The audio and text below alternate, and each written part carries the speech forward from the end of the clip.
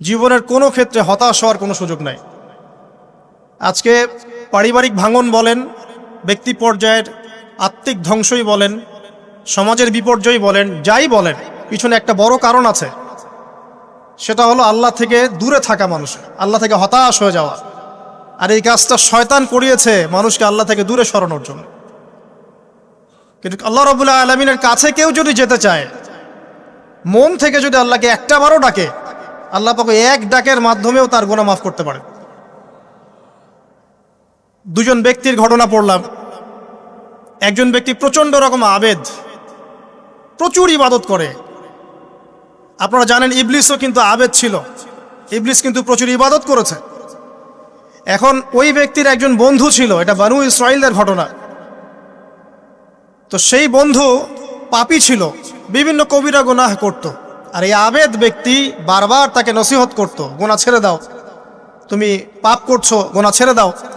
তখন সেই ব্যক্তি যে পাপ করছে সে বলতো যে আল্লাহ কি তোমাকে আমার রক্ষক বানিয়েছেন? আল্লাহ কি তোমাকে আমার উপর দারোগা বানিয়েছেন? আমাকে আল্লাহর হাতে ছেড়ে দাও, আমাকে নসিহত করতে শোনা। একদিন এই আবেদ ব্যক্তি তার বন্ধুকে একটা জঘন্য পাপ করতে দেখলো, এমন একটা পাপ যেটা দেখে তার মনে ধারণা আসলো এটা চরম জঘন্য একটা কাজ।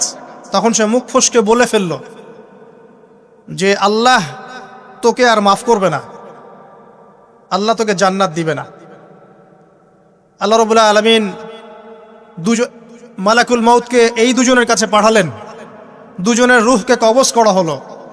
এবার আল্লাহ পাক তার সামনে তাদেরকে উপস্থাপন করে বললেন যে তোমাকে আমার রহমত সম্পর্কে কে গ্যারান্টি দিয়েছে যে আমি কাউকে রহমত করব কি করব না?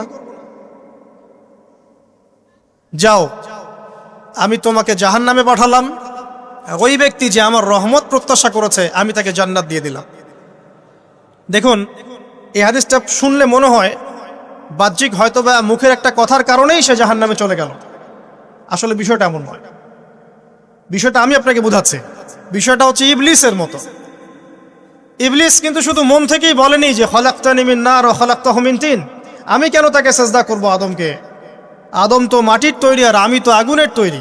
এটা ইবলিসের শুধু মৌখিক স্টেটমেন্ট ছিল না, কারণ কি ছিল? আবা ওয়াস্তাকবারা, সে উদ্ধত হয়েছিল, অহংকার প্রদর্শন করেছিল। ভিতর থেকে ইন্টারনালি সে অহংকারী ছিল, সে আন্ডার এস্টিমেট করে কথাটা বলেছে, শুধু মৌখিকভাবে বলে নাই। কিন্তু ঠিক এই ব্যক্তির ঘটনা এমনই, সে মন থেকে অহংকারী হয়ে উঠেছিল, যদিও বা সে আবেদ ছিল। এখানে আমরা যারা প্র্যাকটিসিং মুসলিম হওয়ার চেষ্টা করছি, আমাদের জন্য এখানে নিদর্শন আছে। পাঁচ ওয়াক্ত নামাজ পড়েই ভেবে বসবেন না যে অনেক কিছু করে ফেলছে, এক চিল্লা দিয়ে মনে করে ফেলবেন না যে দিনের জন্য অনেক কিছু করে ফেলছে।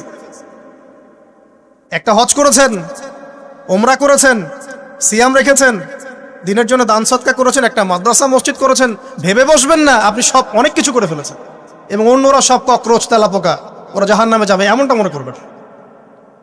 জানি না আমরা যে কার আমলের কতটুকু আল্লাহর কাছে কবুল হচ্ছে। তো এখানে এই ব্যক্তির সমস্যা ছিল এই, সে নিজের আমলটাকে অনেক ভারী মনে করছিল এবং সে স্টেটমেন্ট দিয়ে ফেললো যে তোকে আল্লাহ পাক মাফ করবে না। এই একটা কথা মন থেকে বলার কারণে তার ইহকাল পরকাল দুটা বরবাদ হয়ে গেল, সে জাহান্নামে চলে গেল। ঠিক আরেক ব্যক্তির ঘটনা আছে এমন, এগুলো সবগুলো রেফারেন্স আছে। এক ব্যক্তি প্রচুর ইবাদত করত, আল্লাহ পাক তার ইবাদত করার জন্যে পাহাড়ের চূড়ায় একটা সুন্দর ব্যবস্থাও করে দিয়েছিলেন। সেখানে ডালিম গাছ হতো, ঝর্ণা আসতো, খাবারের কোনো অভাব নাই। হাদিস এসেছে 500 বছর সে ইবাদত করেছে। কত বছর? কিয়ামতের মাঠে এই ব্যক্তির অবস্থা এমন হবে, তাকে জান্নাতে প্রবেশ করানোর জন্য নিয়ে যেতে বলা হবে যাও আমার রহমতে জান্নাতে চলে যাও। আল্লাহ পাক তাকে এই কথাটা বলবেন, কিন্তু এই ব্যক্তি বলবে আমার আমলের কারণে আল্লাহ পাক বলবেন আমার রহমতে জান্নাতে চলে যাও। ব্যক্তি বলবে আমার আমলের কারণে। আল্লাহ রাব্বুল আলামিন তখন তাকে দেওয়া সমস্ত নেয়ামতগুলোকে এক পাল্লায় করবেন আর তার সমস্ত আমলকে আরেক পাল্লায় করবেন। তারপর দেখা যাবে আল্লাহর সমস্ত নেয়ামত তার একটা চোখের সমান হয় নাই। কথা কি বুঝতে পারছেন? একটা চোখের যে নেয়ামত আল্লাহ পাকের, সমস্ত আমল ও 500 বছরের ইবাদত এতটুকু হয়নি। তারপর তাকে বলা হবে ওকে জাহান্নামে নিয়ে যাও।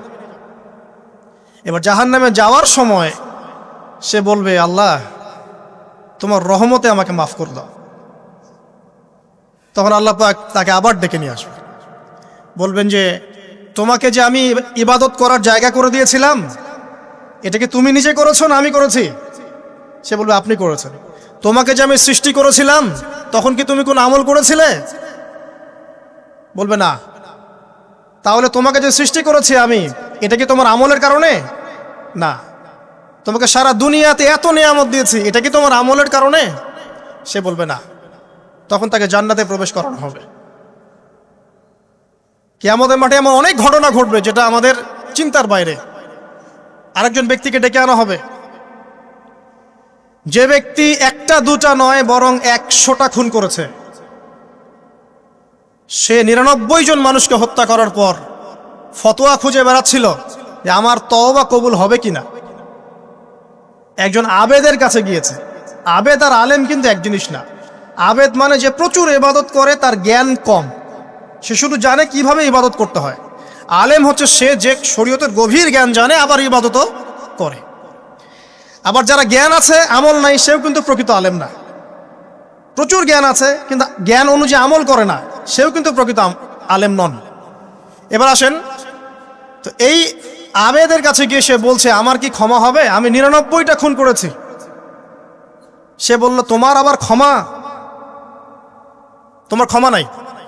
তখন এই ব্যক্তি এই আবেদকে হত্যা করে 100টা খুন পূর্ণ করলো, ওকেও সে মেরে ফেলছে। আমার ক্ষমাই হবে না তো তোর বেঁচে থাকার কি দরকার, তুইও মর। কি বুঝতে পারলেন? বর্তমান বিশ্বের উগ্র মাথার পলিটিশিয়ানদের মতো অবস্থা। আমার দেশের সমস্যা, তোর দেশ পারমাণবিক বোমের উড়াই দিব, মানে এরকম একটা অবস্থা। তো আল্লাহ রাব্বুল আলামিন এই ব্যক্তির মধ্যে একটা চেতনা তৈরি করলেন যে আমাকে তওবা করতে হবে। সে তখন সার্চ করতে লাগলো আরো কোনো আলেম আছে কিনা। এরপর অনেক দূরে একজন আলেমের সন্ধান পাওয়া গেল। সে সেখানে গেল, তাকে গিয়ে বলল আমার কি ক্ষমা হবে? সে আলেম তাকে বলল হ্যাঁ, তোমারও ক্ষমা হতে পারে। যাও, তুমি ইস্তেগফার করো এবং এই এলাকা থেকে অন্য এলাকায় চলে যাও। মানে যে এলাকায় তুমি অনেক দিন ছিলে, যেখানে তুমি অনেক পাপ কাজ করেছো, এখানে থাকার দরকার নাই। তওবা করে তুমি অন্য কোথাও চলে যাও, নতুন একটা জীবন শুরু করো। এখানে থাকলে হবে কি, তোমার স্মৃতিগুলো তোমাকে তাড়িয়ে বেড়াবে এবং মানুষ তোমাকে খারাপ নজরে দেখতেই থাকবে, তুমি তখন কষ্ট পাবে। এই জন্য তুমি চলে যাও। তো চলে যেতে যেতে সে রাস্তায় ইন্তেকাল করে। এবার তার রুহ নিবে কে? এই জন্য দুদল ফেরেশতা আসছেন, জান্নাতি এবং জাহান্নামী। তাদের মধ্যে বাক বিতরটা হচ্ছে কে রুহ নিয়ে যাবে। তো জাহান্নামের ফেরেশতারা বলছেন সে এতগুলো খুন করেছে, তার রুহটা আমরা নিব। আর জান্নাতি ফেরেশতারা বলছেন না, সে তওবা করতে এসেছিল, অতএব সে আল্লাহর অভিমুখী হয়েছে, তার রুহটা আমরা নিব। আল্লাহ পাক এখানে একটা কৌশল করলেন। আল্লাহ পাক ফেরেশতাদেরকে বললেন তোমরা রাস্তাটাকে পরিমাপ করে দেখো, যেদিকে যাচ্ছিল তার পরিমাপ বেশি নাকি যেখান থেকে এসেছে ওর পরিমাণ বেশি।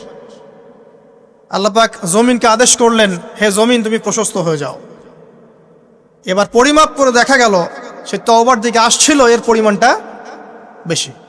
এই একটা কাজের ওসিলা আল্লাহ পাক তাকে মাফ করে দিলেন। মনে রাখবেন এটা মৌখিক বিষয় ছিল না, সে মন থেকে ভিতর থেকে কিন্তু সে আল্লাহর প্রতি অনুগত হয়েছিল। এই মনের বিষয়টা আল্লাহ ছাড়া কেউ জানে না। আপনি দেখতে পারেন সমাজে অনেকে দাড়ি টুপি পাগড়ি জুব্বা সব লাগিয়ে ঘুরছে, তো বিশ্বাস করেন তাদের মনটা এমনও হতে পারে যে জানোয়ারের চেয়েও কুৎসিত, এমনও হতে পারে। আবার আপনি দেখবেন সমাজে এমন অনেক মানুষ ঘুরছে যারা হয়তো অনেক পাপে লিপ্ত মনে হচ্ছে, কিন্তু মনের মধ্যে সততা আছে। আর যার মনের মধ্যে সততা আছে, আল্লাহ পাক কোনো না কোনো দিন ইনশাআল্লাহ তাকে হেদায়েত দিবে। এটা আমরা আমাদের অভিজ্ঞতা থেকেও দেখেছি। এমন অনেক মানুষকে আমরা দেখেছি যে ড্রাগ অ্যাডিক্টেড ছিল, মিউজিক করেছে, হারাম সম্পর্কের মধ্যে ছিল, নামাজ ঠিক মতো পড়ে নাই, কিন্তু যখনই আল্লাহর কথা আলোচনা হতো দেখতাম সে খুবই শান্তভাবে মন থেকে কথা শুনছে। এই কথা শুনতে শুনতে শুনতে একদিন মাশাআল্লাহ এখন দেখবেন যে চিল্লা দিয়ে বেড়াচ্ছে বিভিন্ন মসজিদে। আল্লাহ হেদায়েত দিয়েছে, সব ছেড়ে দিয়েছে। এরকম মানুষের অভাব নাই কিন্তু সমাজে। তো এখানে আল্লাহ পাকের রহমত বা দয়ার একটা উজ্জ্বল দৃষ্টান্ত দেখতে পারবেন। ঠিক এরকম আরও একটা ঘটনা আছে বনু ইসরাইলের। এক ব্যক্তি এত পাপ করেছে যে শেষে মৃত্যুর সময় সে সন্তানদেরকে ডাকছে, ডেকে বলছে যে আমি যখন মারা যাব আমার লাশটাকে তোমরা কবর দিও না, যদি আল্লাহ পাক আমাকে ধরতে পারেন তাহলে খবর আছে আমার। কি করতে হবে? সে বলছে যে আমার দেহটাকে তোমরা পুড়িয়ে ফেলবে এবং পুড়িয়ে ফেলার পরে ছাইগুলোকে একত্রিত করবা, করে অর্ধেক ছাই সমুদ্রে ভাসিয়ে দিবা, অর্ধেক ছাই বাতাসে উড়িয়ে দিবা। সন্তানরা তাই করলো। মৃত্যুর পর আল্লাহ পাক এই সমুদ্র এবং জমিনকে বাতাসকে আদেশ করলেন যে তোমরা ছাই জড়ো করে দাও। আর মানুষ আর জিন আল্লাহর কথা না শুনলেও এই প্রকৃতি আল্লাহ পাকের কথা শোনে। বিজ্ঞান বলে প্রকৃতি থেকে সব হচ্ছে। কি প্রকৃতি? প্রকৃতি কি, কাকে বলে? মানুষকে আল্লাহর ইবাদতকে বাদ দিয়ে প্রকৃতি পূজায় নিয়ে গেছে। এই পুরো প্রকৃতি আর মহাবিশ্বে এক আল্লাহর ইবাদত করে। কে সৃষ্টি করলো প্রকৃতি? প্রাকৃতিকভাবে হয়েছে সবকিছু বলে, আল্লাহ থেকে হয়েছে বলা যাবে না। বললে আপনি মৌলবাদী হয়ে যাবেন। আল্লাহ শব্দ ইউজ করলে আপনি মৌলবাদী হয়ে যাবেন। ধর্মতাত্ত্বিক শব্দগুলোকে আস্তে আস্তে উঠিয়ে দেওয়া হয়েছে। দেখবেন যুক্তি, বিজ্ঞান, দার্শনিক শব্দগুলোকে আনা হয়েছে। এটাও টেকনিক্যালি করা হয়েছে। কোনো সেকুলার মিডিয়াতে আপনি দেখবেন না ইনশাআল্লাহ বলছে। ইনশাআল্লাহ প্রমাণ করবে যে আপনি আস্তিক না নাস্তিক। তো প্রকৃতিকে আল্লাহ পাক আদেশ করলেন, এই সমুদ্র ছাই জড়ো করো, এই বাতাস ছাই জড়ো করো। তারা ছাই জড়ো করে দিল। এই ব্যক্তিকে বলা হচ্ছে তুমি জীবিত করে, আল্লাহ পাক বলছেন তুমি যে এই কাজটা করেছিলে, লিমা ফাআলতা হাদা, তুমি এই কাজটা কেন করেছো? তখন এই ব্যক্তি উত্তর দিচ্ছে, মিন খাশিয়াতিকা ইয়া রাব্বি ওয়া আনতা আ'লাম। হে আল্লাহ, আমি আমার বুঝে যা এসেছে আপনার ভয়েই আমি এই কাজটা করেছি, আর আপনি খুব ভালো করেই জানেন যে আমি আপনার ভয়ে করেছি নাকি অন্য কোনো কারণে করেছি। মানে আপনি আমার মনের কথা জানেন। আল্লাহ পাক তাকে মাফ করে দিলেন। আপনাদেরকে আমি সেই ব্যভিচারী মহিলার কথাও মনে করাই। ওই মহিলা, যে ব্যক্তি একজন যৌনকর্মী ছিল, বা যেটা আমরা বলি ব্যভিচারিণী মহিলা ছিল, একটা কুকুরকে দেখেছে সে পানি পান করার জন্য তৃষ্ণার্ত, সে এটাতে মায়া করে দয়া করে তার মোজাটাকে নামিয়ে এই কূপ থেকে পানি উঠিয়ে কুকুরকে পান করিয়েছে। এই একটা কাজের বদৌলতে আল্লাহ রাব্বুল আলামিন এই ব্যভিচারী মহিলাকে মাফ করে জান্নাত দিয়ে দিয়েছে। হাদিস এটাও এসেছে, নবী সাল্লাল্লাহু আলাইহি ওয়াসাল্লাম বলেছেন, ইরহামু মান ফিল আরদ, তোমরা সবাই জমিনবাসীর প্রতি রহম করো। জমিনে মুসলিমই থাকতে হবে, তাদের প্রতি রহম করতে হবে এমন নয়, জমিনবাসী যারাই আছে সবার প্রতি রহম করো, জাতি ধর্ম বর্ণ নির্বিশেষে। এমনকি পশু পাখির প্রতিও দয়া করো। ইরহামু মান ফিল আরদ, জমিনে যারা আছে সবার প্রতি রহম করো। ইয়ারহামুকুম মান ফিস সামা, যিনি আসমানে আছেন তিনি তোমাদের প্রতি রহম করবে ইনশাআল্লাহ। ইসলাম এই কথাগুলো বলেছে 1400 বছর আগে।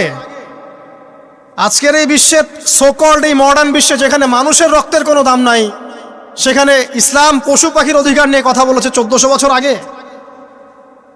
কাদেরকে কি শিখাতে আসেন?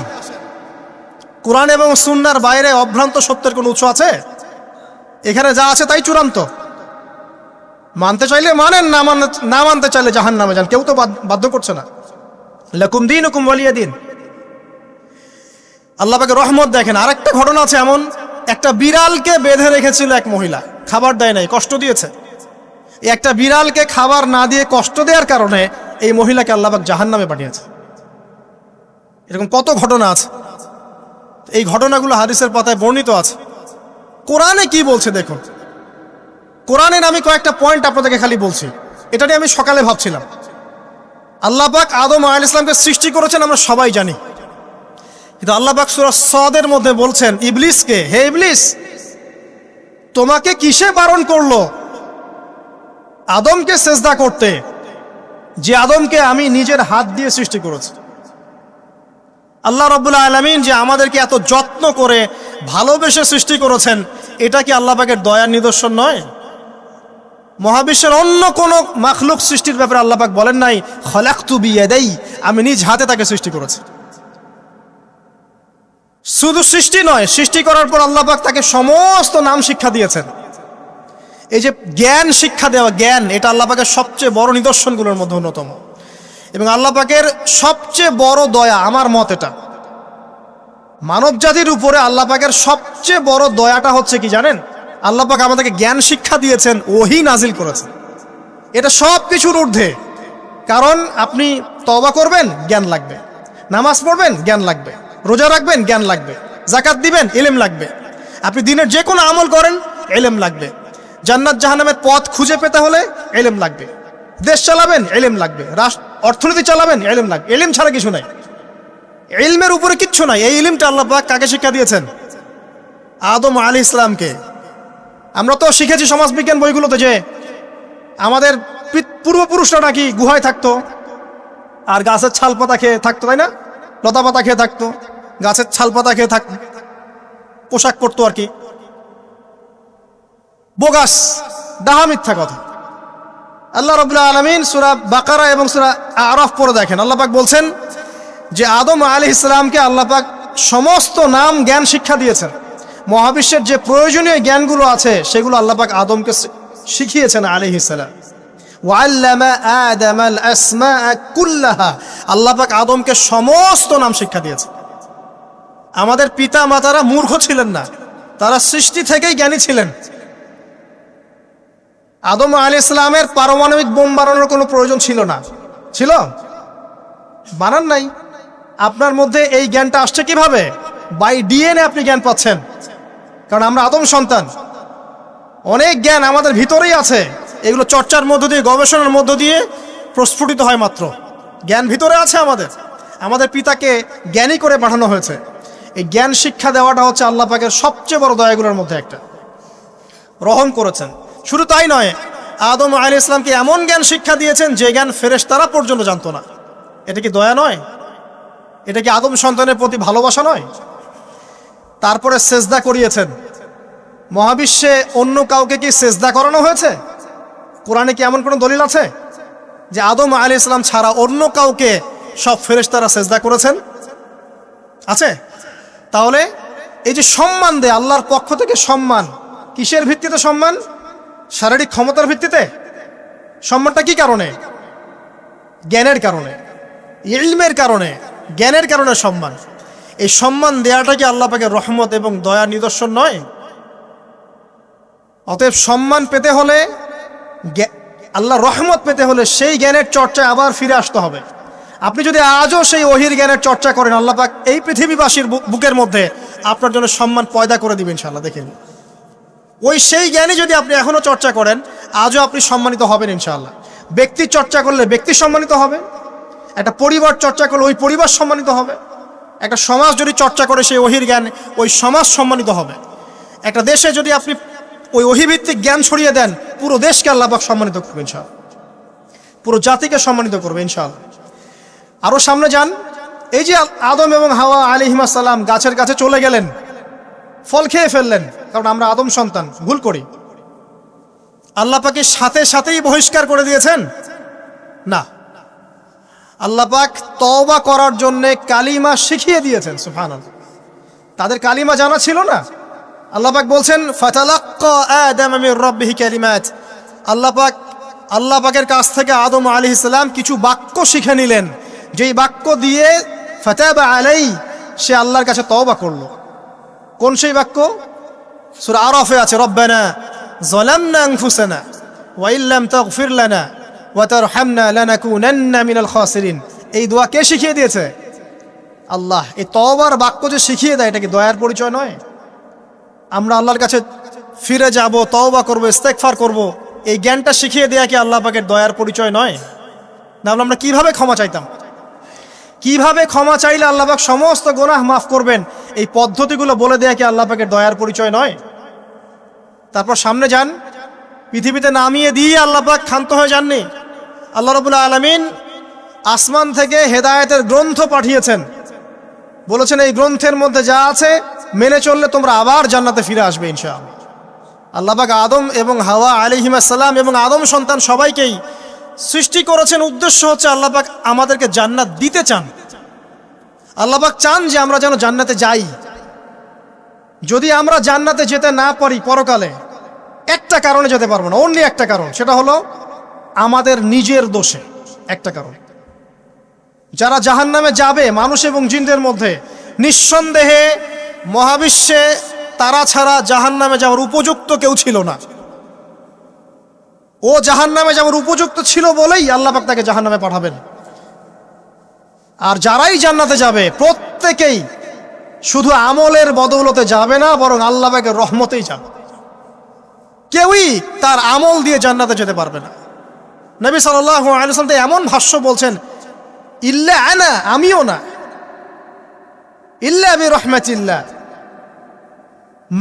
আমিও নয়, তবে আল্লাহ পাকের দয়া আমাকে ঘিরে ধরবে, আল্লাহ পাকের রহমত যাদের উপরে বর্ষিত হবে তারাই জান্নাতে যাবে ইনশাআল্লাহ। কে আমল দিয়ে যেতে পারবে না।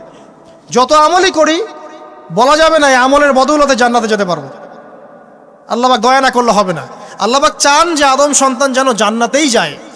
এই কারণেই সৃষ্টি করা, এই কারণেই আপনার ওহীভিত্তিক গ্রন্থগুলো পাঠানো, এই কারণে নবী রাসূল পাঠানো, আলেম ওলামা সৃষ্টি করা, মানুষকে সতর্ক করা, হায়াত দেয়া, বারংবার জীবনে চলতে ফিরতে আপনাকে অ্যালার্ম করা হয়, আল্লাহর পথে ফিরে আসেন, আল্লাহর পথে ফিরে আসেন। অ্যালার্ম করা হয় না? বিপদ দিয়ে আপনাকে অ্যালার্ম করা হয় আল্লাহর পক্ষ থেকে। আপনি চলতে পথে হোঁচট খান, আল্লাহ আপনাকে অ্যালার্ম দেন, ফিরে আসো। চলছেন বিপথে, আল্লাহ পাকে অ্যালার্ম দেন, ফিরে আসো। আল্লাহ পাকের পক্ষ থেকে কিন্তু এগুলো আসে। অদ্ভুত একটা হাদিস বললাম, অদ্ভুত বলতে বলছি অ্যামেজিং হাদিস, যে একজন সাহাবী বলছেন, সালমান রাদিয়াল্লাহু আনহু, তিনি বলছেন যে যখন মুমিনের উপর বিপদ আপদ বালা মুসিবত আসে, তখন মুমিনের এই বিপদ আপদ বালা মুসিবত রোগ শোকের বদৌলতে আল্লাহ পাক তার গুনাহগুলোকে মাফ করে দেন এবং তার মর্যাদাকে বাড়িয়ে দেন, এবং সে আল্লাহর দিকে ফিরে আসার অনুশোচনা করার সুযোগ পায়। আর যখন কাফের মুশরিক বা ফাসেক মানুষকে এইসব রোগ ব্যাধি বিপদ আপদ বালা মুসিবত ঘিরে ধরে, তার দৃষ্টান্ত সেই উটের ন্যায় যে উটটাকে তার মালিক বেঁধে রেখেছে, এরপর ছেড়ে দিয়েছে। সেই উটটা বুঝতেও পারলো না কেন তার মালিক তাকে বেঁধে রাখলো আর কেনই বা তাকে ছেড়ে দিল। কথাটা কি বুঝতে পারছেন? যারা আল্লাহ দ্রোহী তাদের উপর যখন বিপদ আপদ বালা মুসিবত আসতে থাকে, তারা বুঝে না যে কি জন্য আসলো আর কেন চলে গেল। কিন্তু মুমিন ব্যক্তি যারা মুসলিম, আল্লাহর অনুগত, তাদের বিষয়টা হচ্ছে এমন বিপদ আপদ বালা মুসিবত রোগ ব্যাধি তাদেরকে আল্লাহর দিকে ফিরিয়ে নিয়ে আসবেন ইনশাআল্লাহ। দেখুন, এই যে পৃথিবীতে নামিয়ে দেয়া, এরপর আল্লাহর পক্ষ থেকে ঐশী গ্রন্থগুলো পাঠানো, নবী রাসূল পাঠানো, আলেম ওলামা পাঠানো, আপনাকে হায়াত দেয়া, আপনাকে রিজিক দেয়া, এই শ্বাস নেওয়ার ক্ষমতা দেয়া, আপনাকে জ্ঞান বুদ্ধি দেয়া, বিবেক দেয়া। এই যে একটু আগে তেলাওয়াত করলো শুরুর আগে নবী মূসা আলাইহিস সালামের ঘটনা, বনু ইসরাইল একটার পর একটা অবাধ্যতা করেই গেছে। আল্লাহ পাক তারপরেও তাদের কাছে নবী পাঠিয়েছেন, নবী মূসাকে পাঠিয়েছেন। ফেরাউনের মতো জালেম শাসকের হাত থেকে বনু ইসরাইলকে আল্লাহ পাক উদ্ধার করেছেন। এটা কি দয়ার পরিচয় নয়? নবী মূসা আলাইহিস সালাম গাছের নিচে বসে আছেন, খাবার নাই, বাসস্থান নাই, কিচ্ছু নাই, বরং তার গায়ে একটা অপবাদ দেওয়া হয়েছে যে তিনি নাকি একজন মানুষকে খুন করেছেন, অথচ তার ইন্টেনশন সেটা ছিল না। তিনি একটা ঘুষি দিয়েছেন লড়াই থামানোর জন্য, ওই এক ঘুষিতেই সেই ব্যক্তি ডেড।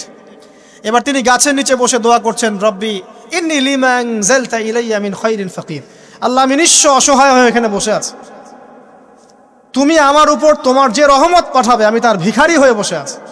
দোয়া করার সাথে সাথেই ওই শুআয়ব আলাইহিস সালামের মেয়ে হেঁটে হেঁটে চলে আসলো। তিনি স্ত্রী পেলেন, তিনি শ্বশুর পেলেন, একজন নবী পরিবার পেলেন, বাসস্থান পেলেন, চাকরি পর্যন্ত পেলেন। 8 বছর তিনি রাখালি করেছেন শুআয়ব আলাইহিস সালামের ফার্মের মধ্যে।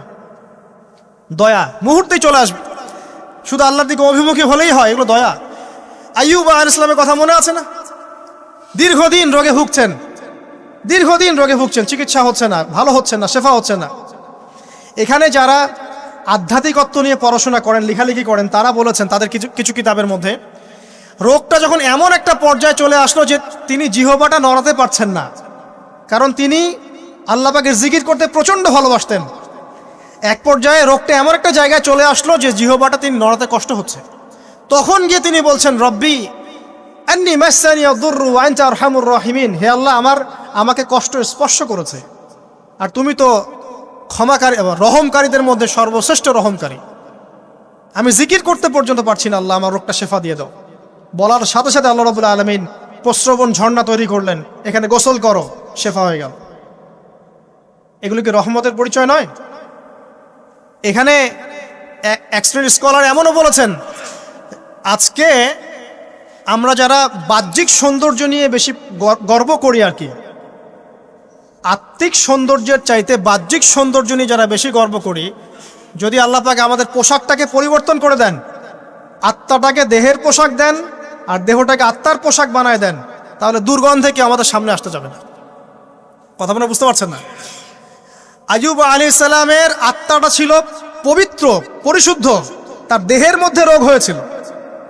আর এই পুরো বিশ্বের ম্যাক্সিমাম লোকের মানুষের রোগ এখন আত্মায়, দেহে নয়। আবার বলছি, হয়তো বুঝতে পারছেন না। আইয়ুব আলাইহিস সালামের রোগটা হয়েছিল দেহে, বাইরে। তার আত্মা ছিল পবিত্র, পরিশুদ্ধ আত্মা। দেহের রোগের একটা পর্যায়ে যখন জিহ্বাটায় ইফেক্ট হলো, তখন জিকির করতে তার কষ্ট হচ্ছে, তখন তিনি দোয়া করছেন, আল্লাহ আমার এই রোগটাকে শেফা দিয়ে দাও। আর এখনকার পুরো জেনারেশন, এই সভ্যতার রোগ হচ্ছে ভিতরে, আত্মায়। দেহের রোগের চাইতে এদের আত্মার রোগটা বেশি। এখন এই আত্মাটাকে যদি দেহ বানিয়ে দেওয়া হয় আর দেহটাকে আত্মার পোশাক পরিয়ে দেওয়া হয়, দুর্গন্ধে কেউ সামনে আসতে চাবে না। তাই আইয়ুব আলাইহিস সালামের সেই দোয়া এখন আমাদের বেশি করা উচিত। রব্বি আন্নী মাসানিয়া দুররু ওয়া আনতা আরহামুর রাহিমিন। আল্লাহ, আমাদের আত্মায় রোগ এসেছে, এটাকে তুমি শেফা দাও। দেহের রোগ লেস ইম্পর্টেন্ট, আত্মার রোগটা বেশি ইম্পর্টেন্ট। এরকম নিদর্শন কোরআনের পাতায় পাতায় ছড়িয়ে আছে। আসহাবুল কাহাফ, পুরো সমাজ ওদেরকে মেনে নিচ্ছে না, গুহায় চলে গেলেন, ঘুম পাড়িয়ে দিলেন আল্লাহ পাক। 309 বছর। কত বছর? 309 বছর একটা দোয়ার বদৌলতে। তারা বলেছিল, রব্বানা আতিনা মিন লাদুনকা রাহমা ওয়া হাইয়্যি লানা মিন আমরিনা রাশাদা। আল্লাহ পাক শুধু ঘুম পাড়িয়ে রাখলেন না, তাদের মধ্য দিয়ে আল্লাহ পাক পুরো একটা সভ্যতাকে হেদায়েত করে দিলেন। আলহামদুলিল্লাহ। যে সভ্যতা বিশ্বাস করতো না যে পরকাল বলে কিছু আছে, দাকিয়ানুস বাদশার সেই জুলুম থেকে আল্লাহ পাক এই 10 জন বা 9 জন যুবককে বাঁচালেন, ওদেরকে কিয়ামত পর্যন্ত কোরআনের পাতায় স্থান দিলেন, নিদর্শন বানালেন, এবং তাদের মধ্য দিয়ে একটা পুরো সভ্যতাকে হেদায়েত দিলেন। সুবহানাল্লাহ। যেখানে যাবেন এই নিদর্শন। আর কার কথা বলবো? যুলকারনাইন, মনে আছে? কোন সূরা আছে যুলকারনাইনের কথা? সূরা কাহফ। আল্লাহ পাক তাকে এমন রহমত করেছিলেন যে মাশরিক মাগরিব, মানে পূর্ব পশ্চিম পর্যন্ত তাকে রাজত্ব দিয়ে দিয়েছে। আজকে তো আমরা এই সামান্য একটু ক্ষমতা পেলেই আমাদের কেউ চেনে না, গায়ে হাতি দেওয়া যায় না, ঠিক আছে? মানে তখন সে নিজেকে মনে করে যে সে এই পৃথিবীর সবকিছু, বাকি মানুষ আর মানুষ না। ক্ষণস্থায়ী সামান্য একটু ক্ষমতা দিয়ে দেখবেন আমাদের অবস্থা খারাপ। আমাদের এই যে জীবন, আমাদের রিজিক, আমাদের পরিবার, আমাদের সুস্থতা, আমাদের জ্ঞান, আমাদের সমাজ বলেন, রাষ্ট্র, আমাদের অর্থনীতি, এই বিশ্ব, এই সব কিছুই একটা বিষয়কে কেন্দ্র করে টিকে আছে। শুধুমাত্র একটা বিষয়ের সাথে এই পুরো মহাবিশ্ব সম্পর্কিত। আমাদের জীবনের প্রতিটা বিষয় শুধুমাত্র এবং শুধুমাত্র আল্লাহ পাকের রহমতের উপর টিকে আছে। আল্লাহ পাকের রহমত আমাদের ব্যক্তি জীবন, পারিবারিক জীবন, আমাদের দেহ, আমাদের মন, আমাদের জ্ঞান, অর্থনীতি, ব্যবসা বাণিজ্য, আমাদের রাষ্ট্র, সব কিছুর মধ্যে শুধুমাত্র আল্লাহ পাকের রহমত দিয়ে ভর্তি। আল্লাহ পাকের রহমতের এত বিশাল সমুদ্র, যেটা উপলব্ধি করার ক্ষমতা আমাদের নাই। আমরা যদি সবাই ঠান্ডা মাথায় একটা বার খালি ভাবতে বসি, সবাই যার যার জায়গা থেকে ভাবি যে আল্লাহ পাক আমাদেরকে কি কি রহমত দিয়ে রেখেছেন, কি কি নিয়ামত দিয়ে রেখেছেন। ওয়া ইন তাউদ্দু নি'মাতাল্লাহ লা তুহসুহা। তোমরা যদি আল্লাহ পাকের নিয়ামত গণনা করা শুরু করো, কোশ্চিনকালেও গুণে শেষ করতে পারবে না। আল্লাহ পাক সূরাতুল জুমারের মধ্যে বলেছেন, কুল ইয়া ইবাদিয়াল্লাযীনা আসরাফু আলা আনফুসিহিম। হে নবী, আপনি বলে দিন, আমার বান্দাদেরকে বলে দিন যে হে আমার বান্দারা, তোমরা যারা তোমাদের নফসের উপরে জুলুম করেছো, সুদীর্ঘকাল নামাজের খবর ছিল না, যাকাত দিইনি, হজ ফরজ হয়েছিল করি নাই, সওম রাখিনি, আল্লাহর দিন এগিয়ে নেওয়ার কোনো চেষ্টাই করি নাই, সুদীর্ঘকাল হারাম খেয়েছেন, ঘুষ খেয়েছেন, জেনা করেছেন, বাদ্যযন্ত্র বাজিয়েছেন, অশ্লীলতা এর মধ্যে ডুবেছিলেন, মাদকদ্রব্য সেবন করেছেন সুদীর্ঘকাল। তোমরা যারা নিজেদের নফসের উপর জুলুম করেছ, লা তাকনাতু মির রাহমাতিল্লাহ, তোমরা আল্লাহ পাকের রহমত থেকে নিরাশ হয়ে যেও না। তোমরা আল্লাহ পাকের রহমত থেকে নিরাশ হয়ে যেও না। ইন্নাল্লাহা ইয়াগফিরুয যুনুবা জামিআ, আল্লাহ পাক চাইলে সমস্ত গুনাহ মাফ করতে পারেন। ইন্নাহু হুয়াল গফুরুর রহিম, তিনি হচ্ছেন পরম করুণাময়, অসীম দয়ালু। আমি আলোচনা সামনে নিয়ে যাওয়ার আগে আরেকটা বিষয় বলে রাখতে চাই। এই আলোচনাকে একপাক্ষিকভাবে, একপেশেভাবে বুঝে নেওয়ার কোনো সুযোগ নাই। আল্লাহ পাক যেমন পরম করুণাময়, অসীম দয়ালু, ঠিক একইভাবে আল্লাহ রাব্বুল আলামিন শাদীদুল ইকাব, কঠিন শাস্তি দাতাও বটে। এই দুটো বিষয় মাথায় রেখেই আল্লাহর রহমতের আশাও করতে হবে এবং আল্লাহ পাকের গজবের ভয়ও করতে হবে। এর মাঝখানেই হচ্ছে ঈমান। এই জায়গা থেকে আলোচনা বুঝতে হবে। আল্লাহ পাক তৌফিক এনায়েত করুন, আমিন। আমাদেরকে আল্লাহ রাব্বুল আলামিন তার রহমত থেকে নিরাশ হতে বারণ করছেন। যে যত পাপ করেছে জীবনে, যদি একটা বার কেউ যদি আল্লাহ পাককে মন থেকে ডাকে, চোখ দিয়ে ঝরঝর করে পানি পড়ে, আল্লাহ পাককে বলে, সেজদায় গিয়ে পড়ে আল্লাহকে বলে, রব্বিক ফিরলি, আল্লাহ আমাকে মাফ করে দাও, তার মনের মধ্যে যদি সততা থাকে, মন থেকে যদি সেই কথাটা বলে থাকে, আল্লাহ পাক শুধু তাকে ক্ষমাই করবেন না, তার সমস্ত গুনাহগুলোকে আল্লাহ নেকি দিয়ে পরিবর্তন করে দেবেন। একটা হাদিস পড়ছিলাম, নবী করিম সাল্লাল্লাহু আলাইহি ওয়াসাল্লাম তিনি বলছেন যে লাম্মা কাদাল্লাহুল খালক, যখন আল্লাহ রাব্বুল আলামিন এই মহাবিশ্ব সৃষ্টি করেন, তখন আল্লাহ রাব্বুল আলামিন কাতাবা কিতাবান, একটা কিতাব লিখেছেন। একটা কিতাব আছে আল্লাহর কাছে, কাতাবা কিতাবান ফাহুয়া ইনদাহু ফাওকাল আরশ, যেই কিতাবটা আল্লাহর নিজের কাছে আছে, আরশের উপরে। সেখানে আল্লাহ পাক লিখে রেখেছেন, কি লিখেছেন? ইন্না রাহমাতি সাবাকাত গদাবি, প্রতিটা ক্ষেত্রেই আমার রহমত, আমার দয়া, আমার করুণা আমার গজবকে পরাজিত করেছে। মানে আল্লাহ রাব্বুল আলামিনের গজব, এর উপরে আল্লাহ পাকের রহমত অবস্থান করছে।